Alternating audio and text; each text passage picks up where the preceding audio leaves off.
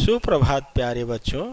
आज मैं इस वीडियो में छठी कक्षा की प्रारंभिक संस्कृत विषय पर चर्चा करूंगा, क्योंकि आप सभी के लिए यह एक नया विषय है। आप सबके मन में तरह तरह के प्रश्न उठ रहे होंगे कि पता नहीं संस्कृत विषय कठिन होगा अथवा सरल। प्यारे बच्चों, आप अपने मन में इस बात को कभी भी आने मत देना। इसको हमेशा दूर कर लेना कि संस्कृत कठिन है, क्योंकि आप सबके लिए संस्कृत की यह पहली कक्षा है। आप यदि अपनी बेसिक को मजबूत कर लेंगे तो भविष्य में किसी भी प्रकार की कोई समस्या नहीं होगी।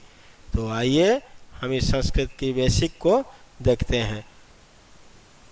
प्रारंभिक संस्कृत या बेसिक संस्कृत, अनुस्वार, हलन तथा विसर्ग। संस्कृत को मजबूती रूप से पकड़ने के लिए अनुस्वार, हलंत और विसर्ग का ज्ञान होना बहुत ज़रूरी है। अब अनुस्वार क्या है? इस क के ऊपर जो मैंने एक डॉट लगाया है, इसी को अनुस्वार कहते हैं।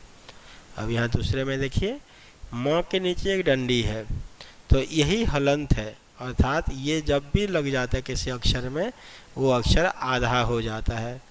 उसके बाद विसर्ग को देखिए, राम शब्द के आगे 2 डॉट लगा हुआ है। यही 2 डॉट जो है, इसी को विसर्ग कहते हैं और इसका उच्चारण आधा ह होता है। जैसे इसको हम उच्चारण करेंगे रामः। अब आइए देखते हैं संस्कृत में लिंग कितने होते हैं।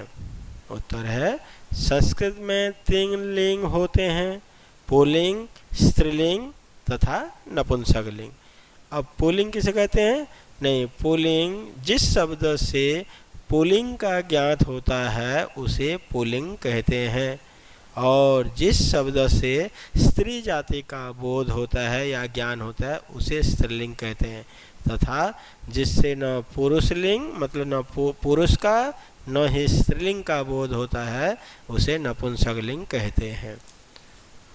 तो ये ध्यान रखना, 3 लिंग होते हैं, पुल्लिंग, स्त्रीलिंग और नपुंसकलिंग। प्रश्न दूसरा है, वचन कितने होते हैं? वचन भी 3 ही होते हैं, एकवचनम, द्विवचनम और बहुवचनम। जब एक वस्तु को बताया जाता है या एक वस्तु का ज्ञान होता है तो उसे एक वचन कहते हैं, और 2 चीज़ या 2 वस्तुओं को बताने के लिए द्विवचन का प्रयोग किया जाता है, और 3 या 3 से अधिक वस्तु को बताने के लिए बहुवचन का प्रयोग करते हैं या उसे बहुवचन कहते हैं। अब देखिए पुरुष। पुरुष कितने होते हैं? संस्कृत में पुरुष 3 होते हैं, प्रथम पुरुष, मध्यम पुरुष और उत्तम पुरुष। अब इन्हीं पुरुषों में से एक एक पुरुष पर हम चर्चा करेंगे। सबसे पहले है प्रथम पुरुष किसे कहते हैं? जिसके बारे में बात की जाती है उसे प्रथम पुरुष कहते हैं। अर्थात जिस किसी के बारे में भी हम बात करते हैं उसी को ही प्रथम पुरुष कहते हैं। जैसे बोलते हैं राम पढ़ रहा है, तो राम के बारे में बात करें तो राम प्रथम पुरुष हो जाएगा। दूसरा देखिए, मध्यम पुरुष किसे कहते हैं? नहीं, जिसके साथ बात की जाती है उसे मध्यम पुरुष कहते हैं। हम जिस किसी के साथ भी बात करते हैं, जिस व्यक्ति के साथ बात करते हैं उसी को मध्यम पुरुष कहते हैं। अब उत्तम पुरुष किसे कहते हैं?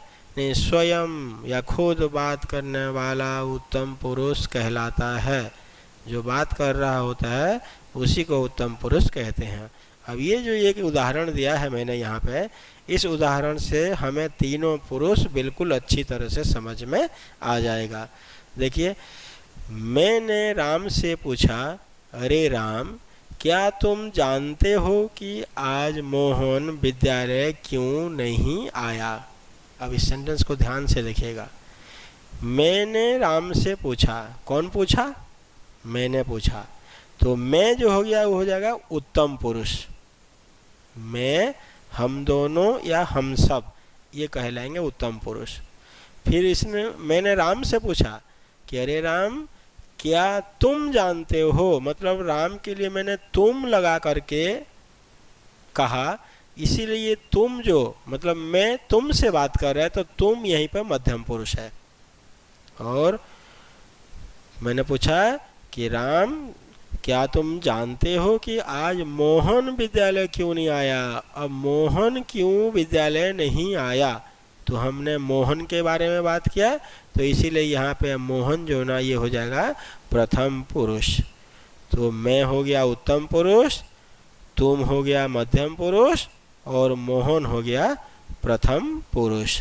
ठीक है, तो इन अभी इस वीडियो में मैंने जो बताया लिंग, पुरुष, वचन, इन तीनों चीज़ों को अच्छी तरह से याद रखिएगा।